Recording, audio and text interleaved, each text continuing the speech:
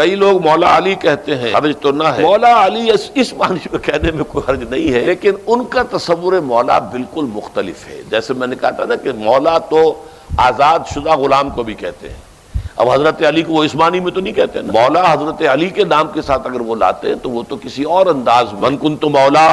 فعلی مولا ہو، یہ بھی حضور نے فرمایا، اس لیے مولا کہنا اس میں کوئی حرج نہیں، لیکن یہ ہے کہ ایک ہے جس معنی میں کہ اللہ کو آپ مولا کہتے ہیں۔ اب ہمارے اہل تشیع جو ہے وہ تو در حقیقت اس درجے تک حضرت علی رضی اللہ تعالیٰ عنہ کو پہنچا دیتے ہیں، مشکل کشا علی ہے،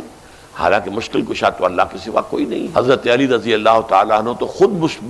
مستقل طور پر مشکلات کے اندر پھنسے رہے، اور ان کا جو ہے وہ مسئلہ وہ حل ہی نہیں کر سکے، جو بھی جھگڑے چلتے رہے، جنگیں چلتی رہیں، وہ غالب علی کل غالب،